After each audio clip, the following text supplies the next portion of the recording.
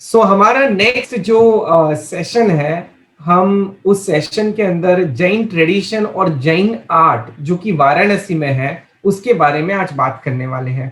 तो हमारे साथ बिल्कुल वाराणसी से जो बनारस हिंदू यूनिवर्सिटी है वहां के ही प्रोफेसर ऐसे शांति स्वरूप जी जुड़े हुए हैं। उनका संक्षिप्त में अगर मैं परिचय दूं तो डॉक्टर शांति स्वरूप सिन्हा वर्तमान में बनारस हिंदू यूनिवर्सिटी में history of visual arts and design के असिस्टेंट प्रोफेसर हैं। आपने अपना मास्टर्स हिस्ट्री ऑफ आर्ट्स में प्राप्त किया। तत्पश्चात शिव की अनुग्रह मूर्तियों पर आपने पीएचडी हासिल की। प्रोफेसर ने अपना काफी योगदान जैन कला, वास्तुकला और इतिहास की ओर दिया और करीबन 45 से भी अधिक शोध पत्रों को प्रकाशित किया। आपने जैन कला तीर्थ देवगढ़, जैन कला और सौंदर्य शास्त्र और संस्कार जैसी किताबें भी प्रकाशित की। स्वागत है प्रोफेसर आपका जैन टॉक्स के 70th वेबिनार में। और हम आशा करते हैं और हमें विश्वास है कि आज का ये जो सेशन रहेगा वो सबके लिए बहुत ही जानकारी से भरा हुआ रहेगा और बहुत इंटरेस्ट का विषय है, क्योंकि आज आप वाराणसी के बारे में बात करने वाले हो, उस नगरी के बारे में बात करने वाले हो जिसका भारत के इतिहास में बहुत ही ज्यादा इंपॉर्टेंस रहा है, महत्व रहा है। अगर कहा जाए तो हमारे जो 24 तीर्थंकर हुए, 24 तीर्थंकर हुए, उसमें से 4 तीर्थंकरों की चार चार कल्याणक, यानी कि 4 कल्याणक जन्म से लेके उनकी दीक्षा तक के, ऐसे देखने जाए तो 4 तीर्थंकरों के कल्याणक भूमि, पर ऐसे देखने जाए तो 16 कल्याणक जिस नगरी में हुए हैं, वैसी वाराणसी नगरी, काशी नगरी, उसके बारे में हम आज बात करने वाले हैं। प्रोफेसर पुनः एक बार स्वागत करता हूं आपका जैन टॉक्स के इस मंच के ऊपर। सभी को मेरा जय जिनेंद्र और प्रणाम। सबसे पहले तो जैन फाउंडेशन और उनकी पूरी टीम, विशेषकर नीलेश जी, रमेश जी, सबको मैं बधाई देता हूं। उन्होंने एक बहुत अच्छा प्लेटफॉर्म क्रिएट किया और ये एक माध्यम बनाया लोगों को जागरूक करने का अपने अपने ही धरोहरों के लिए, अपने ही तीर्थ स्थलों के लिए। और इसलिए भी साधुवाद के आप सभी पात्र हैं कि मुझे भी आपने बात करने का मौका दिया। लगभग मेरा 20 साल से ऊपर का समय जैन कला के अध्ययन, अध्यापन और लेखन में गुजरा है। अभी तो ये मेरी शुरुआत ही है, लेकिन मैं इसे शुरुआत ही मानता हूँ, इससे अधिक नहीं। और आज जिस नगरी को लेके आया हूँ आपके सामने, वह विश्व की अद्भुत नगरी है। ऐसी नगरी है जो प्राचीनतम है, शाश्वत है, निरंतर है, चिरंतन है। और ये इसलिए कह रहा हूं मैं कि विश्व में तमाम प्राचीनतम नगरियां हुई, लेकिन वो काल समय विशेष में वो नष्ट हुई।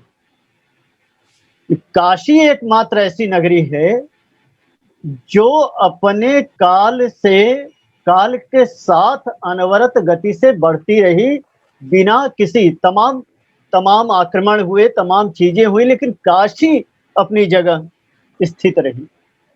तो ये महत्वपूर्ण है। और काशी प्राचीन काल से ही धर्म, साहित्य, ज्ञानार्जन के लिए विख्यात रही। और केवल काशी का महत्व इतना ही नहीं है, काशी का एक और महत्व है। काशी का शाब्दिक अर्थ ही होता है प्रकाश, और वह प्रकाश यहाँ ज्ञान का प्रकाश है। और यही कारण है कि बुद्ध ने ज्ञान प्राप्त किया गया में, लेकिन प्रथम उपदेश स्थली बनी काशी। महत्वपूर्ण। और दूसरी महत्वपूर्ण विशेषता कि सभी भारतीय धर्मों का विकास काशी में समन्वयात्मक दृष्टि से हुआ, जबकि यह शिव की नगरी है, मां गंगा के गोद में बसी हुई नगरी है। आप सभी जानते हैं कि गंगा आरती और उसकी छटा पूरे विश्व में विख्यात है काशी की। लेकिन उसके बाद भी तीनों जो धर्म हैं, जो भारतीय संस्कृति की तीन मूल धाराएं हैं, वैदिक पौराणिक, बौद्ध और जैन, तीनों संस्कृतियों का मूलाधार काशी में बसता है। महत्वपूर्ण बात यह है कि यदि हम बुद्ध से बौद्ध धर्म की शुरुआत मानते हैं, तो 23वें तीर्थंकर पार्श्वनाथ, जो ऐतिहासिक रूप से प्रमाणित है, बाकी 22 तीर्थंकर हमारे आस्था के प्रतीक हैं, हमारे परंपरा के प्रतीक हैं, वह उन्हें इतिहास प्रमाणित नहीं करता, लेकिन आस्था हमें उनके साथ रखती है। लेकिन इतिहास की ही दृष्टि से देखें, मैं इतिहास का विद्यार्थी हूं तो इतिहास की बात करता हूं। इतिहास की दृष्टि से भी देखें तो बुद्ध से लगभग 200 वर्ष पूर्व पार्श्वनाथ का जन्म इसी काशी में हुआ। तो अगर इस दृष्टि से भी विचार करें तो काशी का महत्व जैन परंपरा की दृष्टि से स्वतः ही बढ़ जाता है, इसे किसी प्रमाण की आवश्यकता नहीं। दूसरी महत्वपूर्ण बात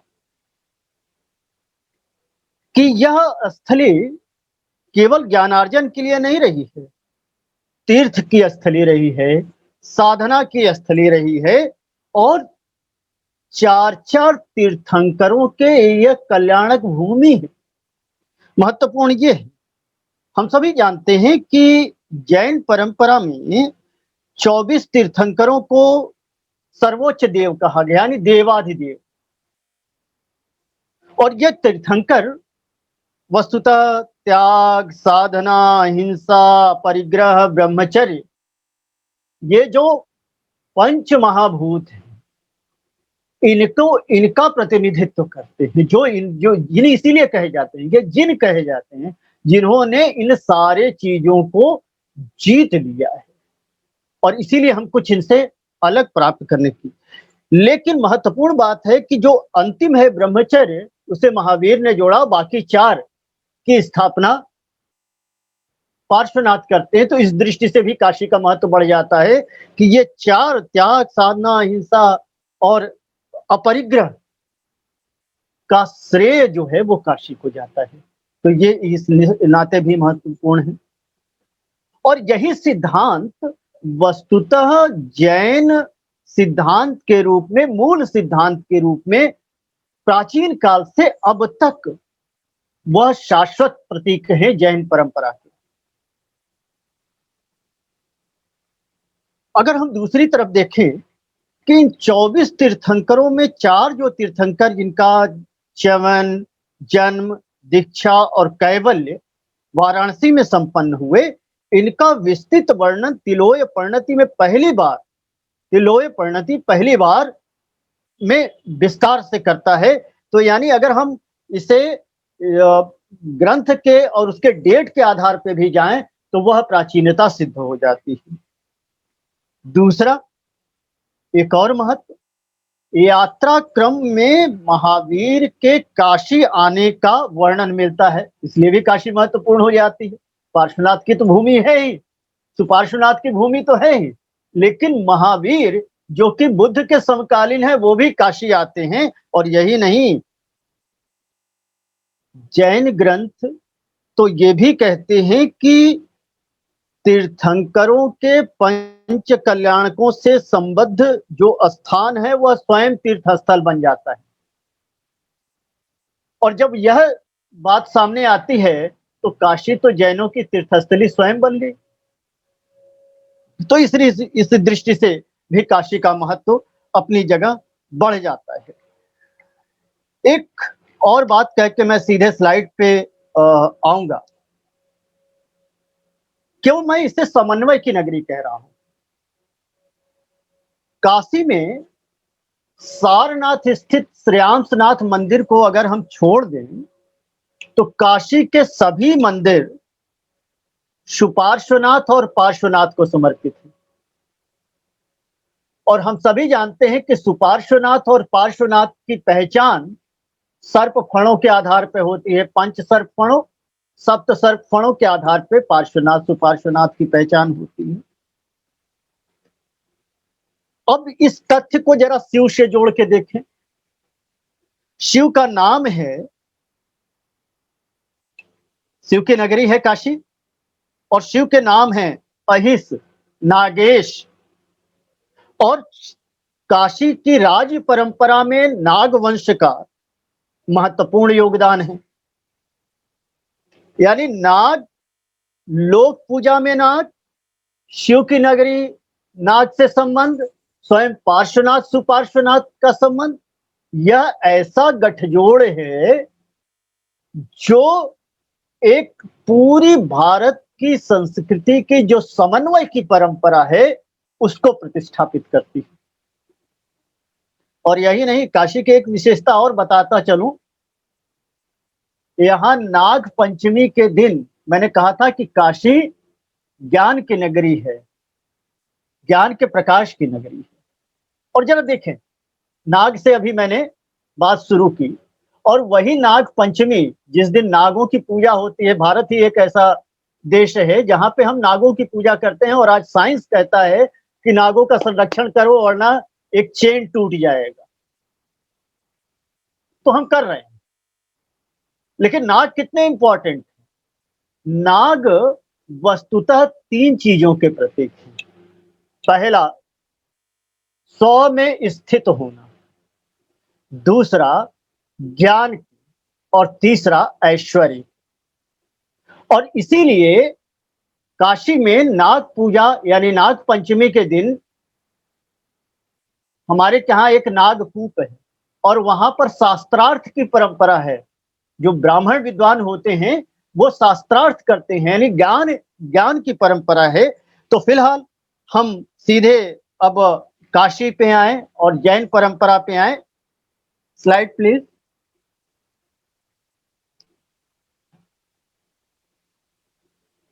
नेक्स्ट। जैसा कि मैंने पहले ही कहा था कि जैनिज्म का जो मूल आधार है वह है सत्य, अहिंसा, त्याग, साधना और अपरिग्रह। और यह उस काल में, आज और चिरकाल तक यह जो पंच महाभूत, सत्य, अहिंसा, त्याग, साधना और अपरिग्रह, यह विश्व की तब भी जरूरत थी, आज भी जरूरत है और चिरंतन रहे। और यही यही जैन परंपरा का मूलाधार है। मन से, वचन से, कर्म से जो इनको माने वो जैन।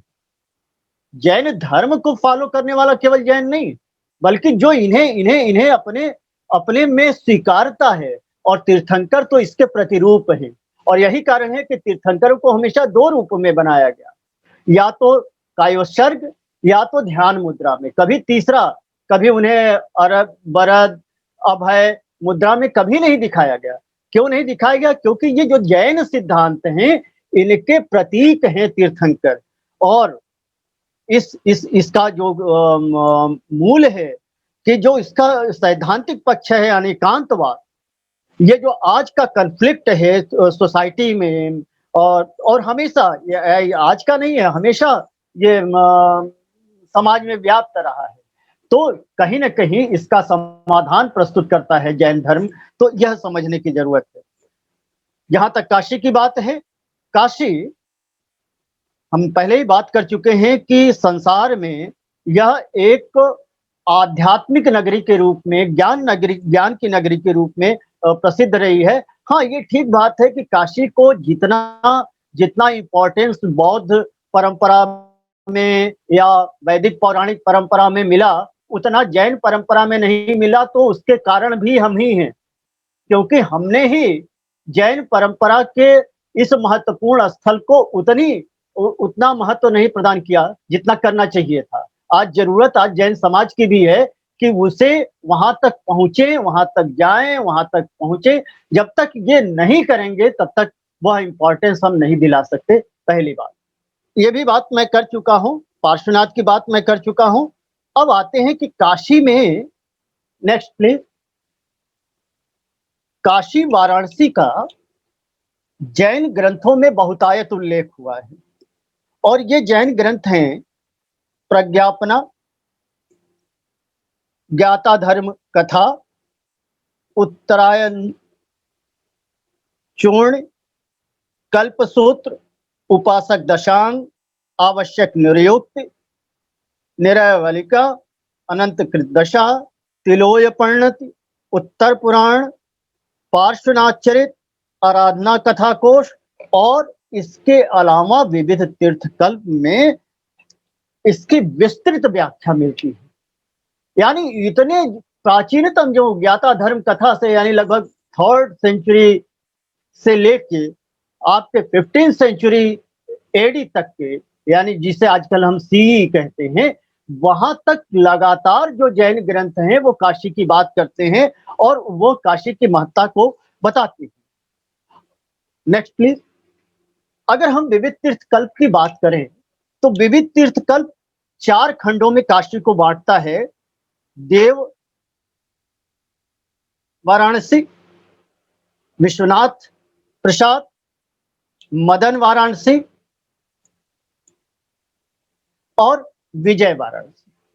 और इन चारों में विश्वनाथ प्रसाद की चर्चा इस ग्रंथ में यानी विविध तीर्थकल्प में बनारस या काशी की राजधानी के रूप में हुई है। और हम सभी जानते हैं कि वर्तमान काशी यानी काशी विश्वनाथ का जो क्षेत्र है वह मूल काशी है और उसी को विविध तीर्थकल्प यानी 15वीं शताब्दी और आज हम 21वीं शताब्दी में हैं, यानी 600 वर्ष पूर्व विविध तीर्थकल्प जैन ग्रंथ ये कहता है कि वह काशी विश्वनाथ प्रसाद था।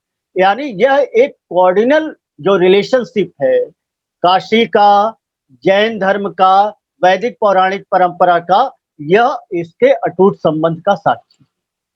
अब आते हैं कि काशी में कौन कौन से तीर्थंकर हुए जिनके यह कल्याणक भूमि रही है। तो 24 तीर्थंकरों में से काशी को 4 तीर्थंकर, अयोध्या के बाद सबसे ज्यादा तीर्थंकरों की कल्याणक भूमि की जो प्रतिष्ठा है वो काशी को प्राप्त है। 24 तीर्थंकरों में से 4 तीर्थंकर, सुपार्श्वनाथ 7वें तीर्थंकर, चंद्रप्रभ 8वें तीर्थंकर, श्रेयांसनाथ 11वें तीर्थंकर और पार्श्वनाथ 23वें तीर्थंकर की यह कल्याणक भूमि है। और इनके जन्म स्थान बाकायदा हैं और आज वो लोकेट हो चुके हैं और वहां पर उनके मंदिर मिलते हैं। और ये कौन है?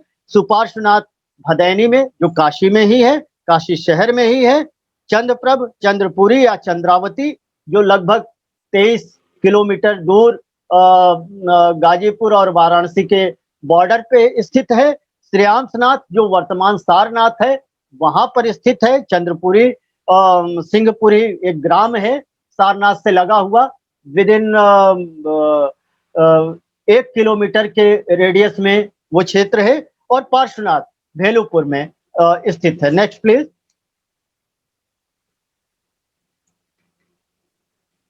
महत्वपूर्ण बात यह है कि काशी में इन सारे स्थानों भदैनी, भेलुपुर, चंद्रपुरी, सिंहपुरी, इन सभी जगह दोनों परंपराओं के मंदिर हैं। श्वेतांबर परंपरा के भी हैं और दिगंबर परंपरा के भी हैं। यानी दोनों के लिए जो कन्फ्लिक्ट की बात आप कर रहे थे थोड़ी देर पहले नील जी, वस्तुतः यह कन्फ्लिक्ट था ही नहीं। कुषाण काल तक जब तक श्वेतांबर दिगंबर का भेद नहीं हुआ तब तक यह चेलक और अचेलक दोनों परंपराएं साथ चल रही थी। और कुषाण काल में यह विभेद होता है और फिर उसके बाद जाके श्वेतांबर और दिगंबर की परंपरा अलग अलग चल पड़ती है, लेकिन दोनों का मूलाधार तो एक ही है। तीर्थंकर दोनों में मान्य, उनकी पूजा मान्य है। पूजा का विधान बदल सकता है लेकिन मूलाधार ये सत्य, अहिंसा, अपरिग्रह और ये तो नहीं बदलेंगे, मूल सिद्धांत तो नहीं बदलेंगे। तो विभेद कहाँ है? विभेद मन का है, विभेद केवल सोच का है, भेद है ही नहीं। और भेद तो यहां तक नहीं है कि वह भारतीय जैन धर्म, कला, संस्कृति, वस्तुतः भारतीय संस्कृति वो जो बड़ा व्योम है उसका एक बड़ा हिस्सा है जो भारतीय संस्कृति को पुष्ट करता है। इसी तरीके से बौद्ध संस्कृति है जो भारतीय संस्कृति को पुष्ट करता है। तो ये जो तीनों धाराएं हैं, वैदिक परंपरा, बौद्ध परंपरा और जैन परंपरा, यह तीनों परंपराएं मिलकर भारतीय संस्कृति का निर्माण करती हैं और इसलिए यह महत्वपूर्ण बन जाता है।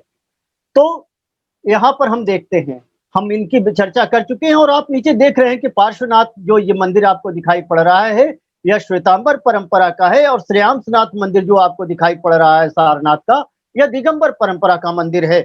लेकिन दोनों स्थानों पर मैं बार-बार कह रहा हूं कि दोनों ही परंपराओं के मंदिर मिलते हैं। Next please.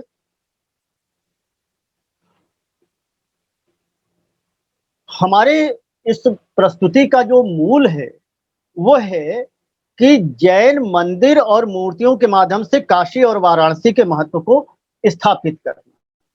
तो जो सबसे अर्लीस्ट एग्जांपल है, जो प्रारंभिक प्रमाण है, वो है प्रतीक पट, जिसे मैं अभी थोड़ी देर में दिखाऊंगा।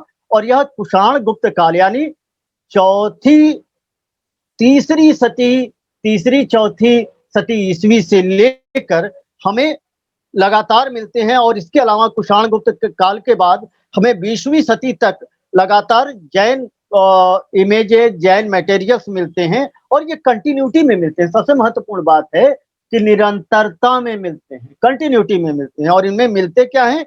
इनमें मिलते हैं तीर्थंकरों की मूर्तियां मिलती हैं, जैन युगलों की मूर्तियां मिलती हैं, जैन चौमुखी हैं, यक्षी हैं, यक्ष हैं और जैनों में विशेष रूप से ऋषभनाथ, अजितनाथ, विमलनाथ, शांतिनाथ, नेमिनाथ, पार्श्वनाथ और महावीर की मूर्तियां मिलती हैं। लेकिन हमें एक बात ध्यान रखना होगा कि सारे के सारे जो मंदिर हैं काशी में, काशी के अंदर जो सारे मंदिर हैं वह सुपार्श्वनाथ और पार्श्वनाथ को समर्पित है।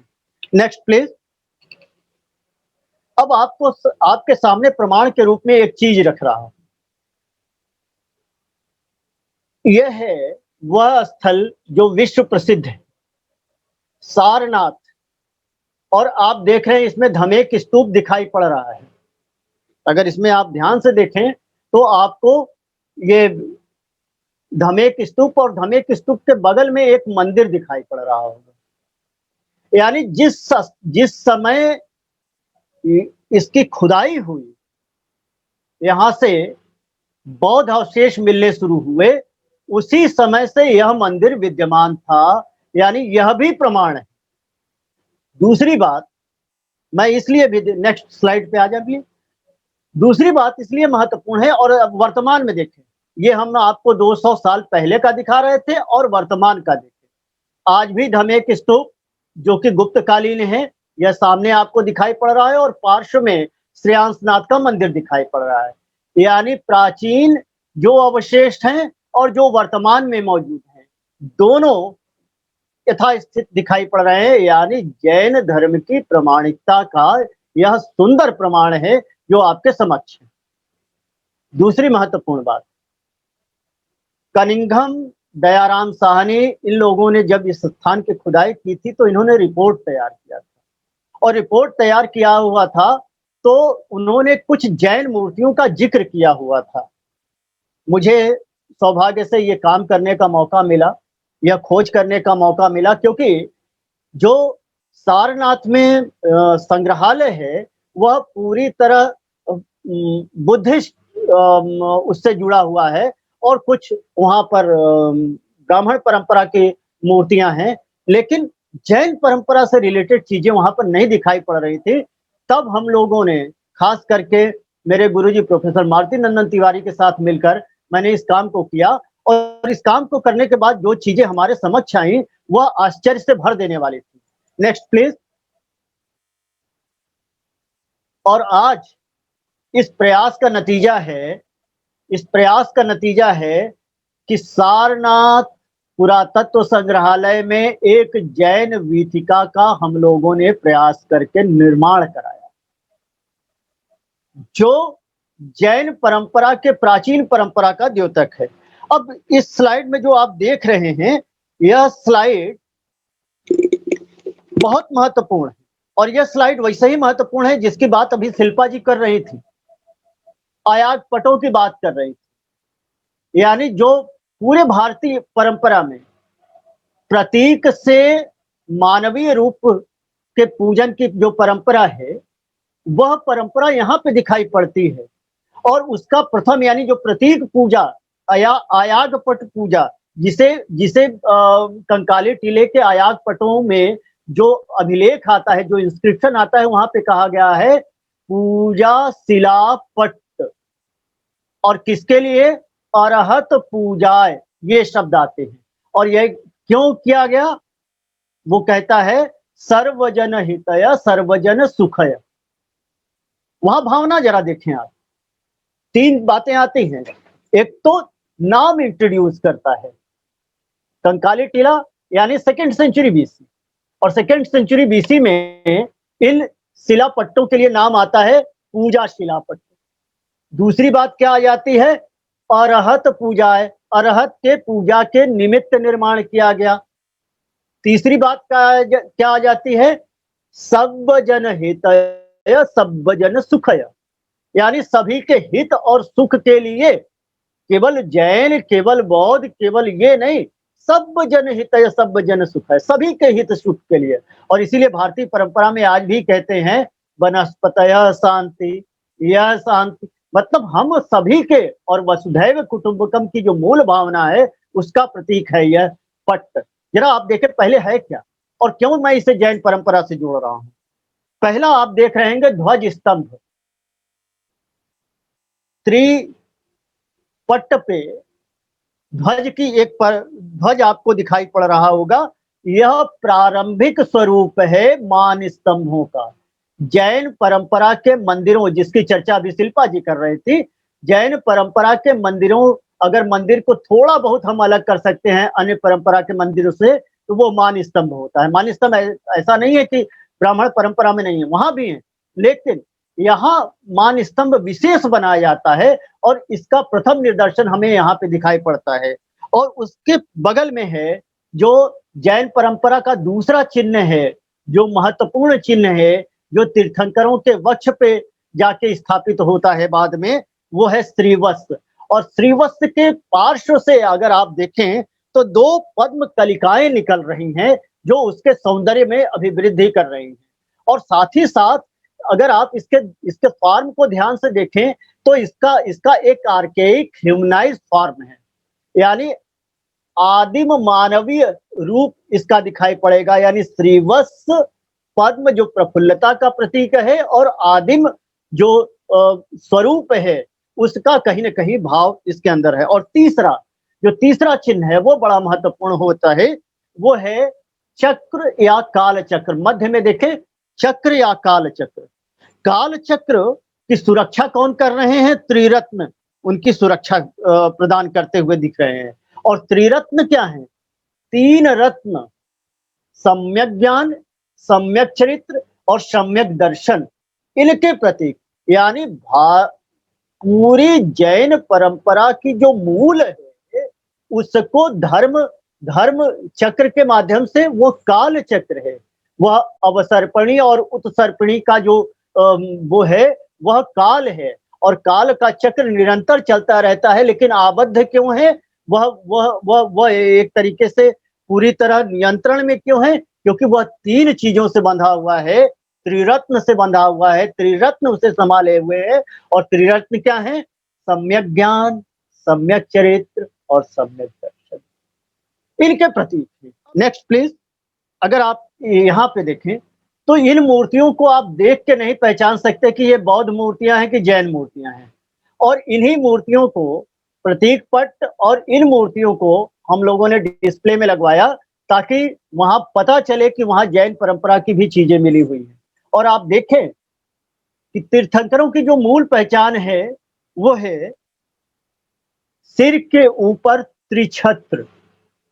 त्रिछत्र आप देखें, अगर चेहरा देखें तो चेहरा बुद्ध और तीर्थंकर मूर्तियों में विशेष अंतर आपको नहीं दिखाई पड़ेगा। तीनों चेहरे में आप बुद्ध कह लें या तीर्थंकर कह लें, लेकिन पहचाना कैसे गया? पहचाना गया यह त्रिछत्र, क्योंकि बौद्ध परंपरा में त्रिछत्र नहीं होते, त्रिछत्र जैन परंपरा में होते हैं। और भक्तामर स्तोत्र इसे प्रभावना बढ़ाने वाला और त्रिरत्न का प्रतीक मानता है। यानी वही सम्यक ज्ञान, सम्यक दर्शन, सम्यक चरित्र से जो आबद्ध है, जो उसकी पूर्णता का प्रतीक है, वही तीर्थंकर हो सकता है, दूसरा कोई तीर्थंकर नहीं हो सकता। और सभी के सभी बलुए पत्थर में सारनाथ सारनाथ से प्राप्त जितनी भी सामग्री हैं वह चुनार के बलुए पत्थर में बनी हुई हैं, और ये भी मूर्तियां भी चुनार के बलुए पत्थर में बनी हुई हैं, जो इसे और महत्वपूर्ण बनाती हैं। दूसरी तरफ आए, इसी इसी मूर्ति में जो दूसरा सप्तफण में दिखाई पड़ रहा है, और जरा कालक्रम की दृष्टि से देखिए, अभी आप कुषाण काल में थे, अब कुषाण काल से आपकी यात्रा थोड़ी आगे बढ़ी, अब आप आ गए हैं लगभग गुप्त काल के आसपास, यानी 6ठी 7वीं शताब्दी में आ गए हैं। और देखें कितनी सुंदर आकृतियां, और केवल ये हेड है। और इसमें जो ये दूसरी मूर्ति है, पार्श्वनाथ की मूर्ति है, सप्त सर्प क्षण, उससे इसमें आप देखें नासाग्र दृष्टि, जो सबसे सुंदर बात है इस मूर्ति की, दृष्टि कैसी है, नासाग्र। और नासाग्र दृष्टि का अर्थ क्या है, गहन तप, और उससे उत्पन्न जो परमानंद है उसका भाव पूरे चेहरे पे, शरीर नहीं दिखाई दे रहा है, शरीर नहीं मिला हुआ है, लेकिन यह चेहरा ही अपने आप में इतना महत्वपूर्ण है जो पूरे के पूरे आकार की बात कर जाता है। नासाग्र दृष्टि जो है वह गहन तप का प्रतीक है, लेकिन जो चेहरे पे हल्की सी स्माइल है, जिसको हिंदी में कहते हैं स्मित मुस्कान, वह स्मित मुस्कान उस परमानंद का प्रतीक है। और नीचे वाली मूर्ति में वह त्रिछत्र के स्थान पे पत्रावली युक्त त्रिछत्र बनाया गया। यह शिल्पी के एक और अद्भुत देन है, और यहाँ पर भी उन्हें लंबकर्ण और तमाम चीजों के साथ। Next please. ये तीर्थंकर विमलनाथ की मूर्ति है। हाथ टूट, ऊपर का छत्र और ये सारी बातें टूटी हुई हैं। अभी आपको केवल गर्दन का भाग मिला हुआ था, अब उसके नीचे का भाग मिलता है। लेकिन ये पहचान में कैसे आते हैं? पहली बात, जो खड़े होने की पोजीशन है, वह खड़े होने की पोजीशन कायोसर्ग है, जो टिपिकल जैन है। पार्श्वों में आप देख सकते हैं चामरधर सेवक हैं। दूसरी पहचान, वक्ष पर श्रीवत्स, और नीचे पीठिका पर, अगर आप पीठिका पर देखें तो पीठिका पे लांछन बना हुआ है, और ये लांछन है वराह, शुकर, और यह है विमलनाथ के साथ। ये मूर्तियों के पहचान का आधार बना, और ये लगभग 9वीं शती ईस्वी का है। ये तो हम सारनाथ की बात कर रहे थे। अब बनारस के दूसरे संग्रहालयों और मंदिरों में जो अवशेष हैं, जरा उनको देखें। Next please. ये भारत कला भवन पहली जो मूर्ति है, इसमें 2 मूर्तियां हैं। एक सारनाथ संग्रहालय के विश्व प्रसिद्ध मूर्ति है, बुद्ध के, जिसको हम प्रीचिंग बुद्धा कहते हैं, विश्व प्रसिद्ध मूर्ति है। और दूसरी उसी के समकालीन मूर्ति है महावीर की। दोनों मूर्तियां जरा उनका स्वरूप देखें, कंधे से लेके पूरे बॉडी में जो सहजता है, वह जो सामान्य एक, जो जिसे हम प्रकृति जन सौंदर्य कहें, और चेहरे पर वह जो नासाग्र दृष्टि है, गहनतम तप का भाव है, विश्व पद्म पे विराजमान है। और महत्वपूर्ण ये है कि यहाँ इस मूर्ति में जो महावीर की पहली मूर्ति है, दूसरी मूर्ति बुद्ध की है, यहाँ कंपैरिजन करने के लिए आपके सामने रखा है कि दोनों मूर्तियां एक जैन परंपरा की है, दोनों एक बौद्ध परंपरा की। लेकिन महत्वपूर्ण क्या है, दोनों के सौंदर्य में एक जैसा स्वरूप, वही गहनतम साधना। लेकिन यहाँ बुद्ध को धर्म चक्र प्रवर्तन की मुद्रा में दिखाया गया, लेकिन महावीर को ध्यान की मुद्रा में दिखाया गया, और यह उसे महत्वपूर्ण बनाता है। प्रभामंडल सादा होते हुए भी आप देखें कि दोनों तरफ गंधर्व आकृतियां हैं, और मालाधारी गंधर्व आकृतियां हैं, नीचे चामरधर सेवक, और सबसे नीचे जो पद्म है, महापद्म है, उसके दोनों किनारे पे 2 ध्यानस्थ तीर्थंकर आकृतियां दिखेंगी, और मध्य में धर्म चक्र, और धर्म चक्र के दोनों ओर 2 सिंह आपको दिखाई पड़ेंगे, जो लांछन है महावीर के। महत्वपूर्ण यह है कि गुप्त काल से ही तीर्थंकर मूर्तियों में लांछन की परंपरा शुरू हुई, और इसका जो सबसे पहला निदर्शन मिलता है वो हमें मिलता है राजगीर से, और दूसरा हमें मिलता है काशी से, बनारस से, जो इसको और महत्वपूर्ण बनाता है। Next please. हम थोड़ा जल्दी बढ़े। अब ये नेमिनाथ की मूर्ति, और ये अब हम गुप्त काल के बाद 7वीं सदी में आ गए। इस नेमिनाथ की मूर्ति में, और ये भी भारत कला भवन में है, राजघाट में, लेकिन ये बहुत अद्भुत मूर्ति है, कई दृष्टियों से अद्भुत मूर्ति है। अद्भुत इसलिए है कि यहाँ पर तीर्थंकर के लांछन, ऊपर तीर्थंकर बैठे हुए हैं, दोनों धर चामरधर हैं, त्रिछत्र हैं, प्रभामंडल है, पद्मासन में बैठे हुए हैं, सिंह आसन पे विराजमान है, बीच में धर्मचक्र है, सारी चीजें हैं, लेकिन लांछन विहीन है, तीर्थंकर को पहचाना नहीं जा सकता। लेकिन जरा नीचे उतरे, जस्ट उसी पीठिका के अर्ध भाग में 2 आकृतियां दिखाई पड़ रही हैं, और 2 आकृतियां हैं यक्ष और यक्षी की। यानी एक साथ 2 चीजें चल रही हैं, समानांतर यहां से शुरू हो गए। तीर्थंकर और यक्ष यक्षी कल्ट समांतर रूप से, यानी एक तरफ आध्यात्म और दूसरी तरफ सामाजिक आवश्यकता एक साथ चल पड़ी है, क्योंकि समाज की आवश्यकता है। और देखें ये यक्ष कौन है? हाथ में आप नकुलक देख रहे हैं, नकुलक कहते हैं पर्स, मनी पर्स, नकुलक, जो कुबेर का प्रतीक है, जिसको हम सर्वानुभूति भी कहते हैं। और दूसरी तरफ यक्षी खड़ी हैं, हाथ में आम्रलुंबी है, गोद में बालक है, और एक बालक जो है वो पार्श्व में बैठा हुआ है, यानी यह अंबिका है। 2 चीजें कैसे पहचान होती है। और तीसरा जो मध्य में है वह ताल वृक्ष है।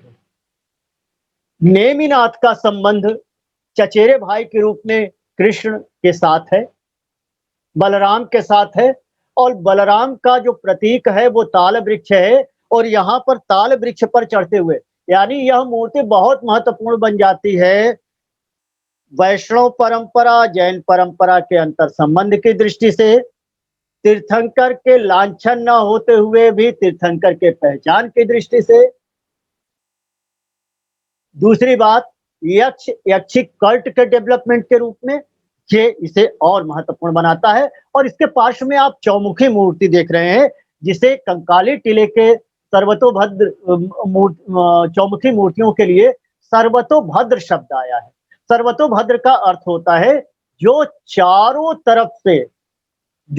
तरफ से मंगलकारी हो, यानी एक ही पाषाण खंड में 4 दिशाओं में 4 आकृतियों का, जिसका आपको सुंदर निदर्शन, आप अब इसे भारतीय परंपरा से जोड़ के देखें, बौद्ध परंपरा से, जैन परंपरा या वैदिक परंपरा तो अलग की बात है, लेकिन अगर पूरे भारतीय वांग्मय की दृष्टि से, पूरी भारतीय परंपरा की दृष्टि से देखें, तो वो जो 4 सिंह सारनाथ से मिलते हैं, वो 4 दिशाओं में जो उद्घोष करते हैं, वस्तुतः तीर्थंकर की यह प्रभावना जो है वह चहुदिश है, यह सर्वतोभद्र है, जो चारों तरफ से शुभ है, मंगलकारी है, कल्याणकारी है, इसका प्रतीक है, जो हमें भारत कला भवन 6ठी 7वीं सदी ईस्वी में मिलता है। Next please. और देखिए ये काशी की परंपरा और आगे बढ़ रही है, और ये काशी की परंपरा जो ऋषभनाथ की सबसे सुंदरतम, विशालतम और सबसे प्राचीनतम मूर्ति है 983 ईस्वी की, यह पार्श्वनाथ दिगंबर जैन मंदिर में है, भेलूपुरा में। इस मूर्ति की खासियत यह है कि इस मूर्ति में आपको यक्ष यक्षी के स्थान पर 2-3 यक्षियां और 1 यक्ष दिखाई पड़ेंगे। और कौन कौन है? पार्श्व में देखें, बाईं तरफ चक्रेश्वरी दिखाई पड़ेंगी, गरुड़ वाहना चक्रेश्वरी। गरुड़ वाहना चक्रेश्वरी के ठीक नीचे, जहां पे सिंह बना है उसी के ठीक बगल में देखें आप, ठीक नीचे आपको अभिषेक लक्ष्मी दिखाई पड़ेंगी। और जरा दूसरी तरफ चले जाए, ऊपर अंबिका दिखाई पड़ेंगी और नीचे यक्ष दिखाई पड़ेंगे, गोमुख यक्ष। ऊपर अंबिका दिखाई पड़ेंगे, नीचे वो दिखाई पड़ेंगे। और पीठिका पर, सिंह के नीचे जो पीठिका बनी हुई है उस पर 9 ग्रह दिखाई पड़ेंगे। तीर्थंकर ऋषभनाथ की मूर्ति, उनके यक्ष यक्षी चक्रेश्वरी और गोमुख हैं, लेकिन साथ में और कौन कौन दिखाए गए? यह है ऋषभनाथ की प्रभावना। हम जानते हैं कि वो आदि तीर्थंकर है, उन्हीं से पूरे चराचर जगत की हम तमाम चीजों को मानते हैं। आदि पुराण इसका समर्थन करता है। तो इन सारी बातों को देखें तो यह एक तरीके से कंपोजिट इमेजेस का भी रूप है, उनकी प्रभावना का भी रूप है और यह बहुत महत्वपूर्ण बन जाता है कई दृष्टियों से। और पार्श्व में जो मूर्ति है वो है तीर्थंकरों के माता-पिता। अभी आपने थोड़ी देर पहले देखा था कि वहाँ भी लेकिन हम इन्हें तीर्थंकर के माता-पिता क्यों कह रहे हैं? क्योंकि यहाँ पे जो बीच में वृक्ष है, उसके ऊपर तीर्थंकर बैठे दिखाए गए हैं। एक तरफ पिता है और दूसरी तरफ माता है, दोनों के हाथ में बीज पूरक है। बीज पूरक यानी फल, और ये फल जो है वो प्रोडक्टिविटी यानी फर्टिलिटी का प्रतीक है और इस आधार पर यह तीर्थंकर के माता-पिता होते हैं। Next please. अब वेरिएशन देखें, केवल यही नहीं है। अब आते हैं, अभी हम लोग 14वीं शती ईस्वी 10वीं से 14वीं पे गए, 14वीं से अब 15वीं पे आए। 15वीं और 17वीं 18वीं देखें। 15वीं शती की यह जो मूर्ति है पद्मावती धरणेन्द्र यक्ष की जो मूर्ति है, 3 सर्प फण। अब कैसे धीरे-धीरे यक्ष और यक्षियों की परंपरा आगे बढ़ती है कि तीर्थंकर की आकृति ऊपर पार्श्वनाथ की आकृति है 7 फणों के साथ। यह पार्श्वनाथ दिगंबर जैन मंदिर भेलूपुरा में है, संगमरमर में है। लेकिन महत्वपूर्ण क्या है? महत्वपूर्ण ये है, आकार देखें, तीर्थंकर की आकृति छोटी है और यक्ष की आकृति बड़ी है। यानी धीरे-धीरे जो डायमेंशन है वो कल्ट इमेजेस का वह भी बढ़ रहा है। और पार्श्व में आप पार्श्वनाथ के साथ जो अन्य दिगंबर मूर्तियां हैं उनको आप देख रहे हैं। अब आते हैं मंदिर की तरफ। अभी तक हमने एक क्रमबद्ध परंपरा जो लगभग तीसरी चौथी शती से लेकर आपने 18वीं 19वीं तक देखी कि ये पूरी की पूरी परंपरा मिलती है। काशी के सभी मंदिर जो अभी वर्तमान में हैं वह 18वीं से 20वीं शती, इसके पहले के भेलूपुरा से खुदाई में कुछ हमें मंदिर के अवशेष उनके नीचे के प्लिंथ मिले हुए हैं, जिनके आधार पर हम ये मान सकते हैं कि 10वीं शती ईस्वी में यहाँ पर एक भव्य बड़ा पार्श्वनाथ का मंदिर रहा होगा। लेकिन वर्तमान में जितने मंदिर हैं वह 18वीं से 20वीं शती ईस्वी के हैं। सभी नागर शैली के हैं, सभी अर्ध मंडप से युक्त हैं, मंडप है और गर्भगृह से युक्त हैं सभी मंदिर। ये जो सामने आपको मंदिर दिखाई पड़ रहा है, यह मंदिर, इस मंदिर का निर्माण लगभग 2000 ईस्वी में सोमपुरा परिवार ने किया, जो वर्तमान में अयोध्या के राम मंदिर का भी निर्माता है और इस दृष्टि से भी महत्वपूर्ण हो जाता है। और यह मंदिर गुजरात राजस्थान की जो श्वेतांबर जैन मंदिरों की जो परंपरा है उसका एक प्रतिनिधि उदाहरण है, जिसे आप देख सकते हैं। Next please. इसी मंदिर पे, जो कि सब ये 2000 ईस्वी में बने, तो इसमें सरस्वती हैं, अंबिका हैं, पद्मावती हैं, इनके विविध रूप आपको दिखाई पड़ेंगे। इसके अलावा नेक्स्ट प्लीज, सुपार्श्वनाथ मंदिर भदैनी, जो कि गंगा घाट के किनारे है। जैन घाट ही है, एक घाट का नाम ही है जैन घाट, जो कि जैन परंपरा और उसके समर्पण की बात करता है। ये महत्वपूर्ण हो जाता है। Next please. इसी मंदिर जैन घाट के मंदिर में आप देख रहे हैं कि चरण चिन्ह हैं, तीर्थंकर मूर्तियां हैं और यह मंदिर सुपार्श्वनाथ को समर्पित है। मंदिर में बाद में जो इन मंदिरों में बाद की मूर्तियां हैं वो जीवराज पापड़ीवाल के समय में अधिकतर मूर्तियां स्थापित की गई, जो लगभग 18वीं शती के आसपास की हैं, जो कि आप सभी जानते हैं कि राजस्थान के एक बड़े परंपरा से आते हैं और उन्होंने ही सारी मूर्तियों की स्थापना करवाई थी निश्चित रूप से। इसीलिए मैंने प्राचीन मूर्तियों को सामने रखा, एक कंटिन्यूएशन की परंपरा आपको दिखलाई पड़े। Next please. क्योंकि समय हो गया है तो इसलिए मैं बात अपनी यहीं पे समाप्त करूंगा। बहुत कुछ कहा जा सकता है, लेकिन इस पूरे उसमें देखते हुए एक बात तय है, इस पूरे अध्ययन में एक बात तय है कि अगर हम परंपरा के हिसाब से भी देखें तो सुपार्श्वनाथ के समय से, परंपरा के हिसाब से जैन ग्रंथों के हिसाब से देखें तो कम से कम 3rd सेंचुरी, और जैन वेस्टिजेस या जैन रिमेंसेस या हम कहें जैन हेरिटेज के लिहाज से देखें तो कम से कम 4वीं सदी। और उसके अतिरिक्त प्रामाणिक रूप से, ऐतिहासिक रूप से पार्श्वनाथ काशी में जन्मे, उनकी उनकी ऐतिहासिकता प्रामाणिक है, उसे कुछ अलग कहने की आवश्यकता नहीं। दूसरा, यह बात भी ठीक है कि जैन धर्म, जैन परंपरा के लिहाज से बनारस को वह महत्व नहीं मिला जो बौद्ध परंपरा के लिहाज से मिला, जो वैदिक परंपरा के लिहाज से मिला। आज जरूरत है कि जैन तीर्थस्थल के रूप में जैन समाज और भी चीजें, आप सारे लोग इसे कम से कम एक जैन परिपथ के रूप में एक निर्मित करें, जो मथुरा, अयोध्या, काशी को जोड़ते हुए संवेद शिखर का एक वो, और इस तरीके से टूर प्लान हो तो एक धीरे धीरे काशी का, ऐसा नहीं है कि जैन परंपरा के लोग वहां जाते नहीं, वो नहीं है, लेकिन वह स्थान मैं देखने के लिए देखना चाहता हूं, जिससे कि तीर्थस्थल का भी विकास हो और पर्यटन का भी विकास हो।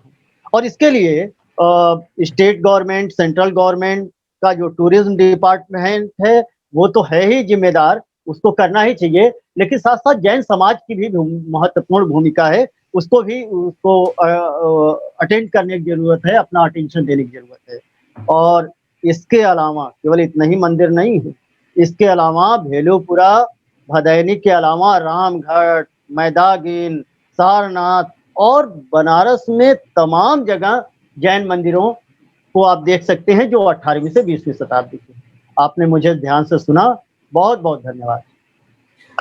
Thank you so much professor. आपके पास इतना ज्ञान का भंडार है आर्ट, वास्तुकला, इतिहास के अंदर कि 45 मिनट्स तो आपके लिए बहुत ही कम हो सकते हैं जैन टॉक्स के प्लेटफॉर्म पे, पर फिर भी आपने 45 मिनट्स में जिस तरह पूरा वाराणसी का आपने परिचय दिया, वहां के आर्ट, आर्किटेक्चर, वहां की हिस्ट्री के बारे में बताया और किस तरह जैनिज्म सदियों से वाराणसी के साथ जुड़ा हुआ है और कैसे हमारे 24 तीर्थंकरों में से 4 तीर्थंकरों के कल्याणक वाराणसी के अंदर हुए हैं, उनकी जन्मभूमि रही है, उनके दीक्षा कल्याणक तक के कल्याणक वहां हुए हैं। तो ऐसी अद्भुत आपने जानकारी हमें प्रदान की। डेफिनेटली इससे हमारे जितने भी श्रोता है उनको यही इच्छा हुई रहेगी कि जल्द से जल्द अब नेक्स्ट हम लोग यात्रा का तीर्थ अगर चुने तो हमें वाराणसी जाना है, क्योंकि आपने उसका जो आर्किटेक्चर है इतनी खूबी से वो 2 मूर्तियां आपने बताई, जो बौद्ध की मूर्ति थी और महावीर की मूर्ति, कि जिस तरह का समता रस और जिस तरह का सौंदर्य उसके अंदर झलक रहा था, अभी भी वो आंख के सामने मूर्तियां है।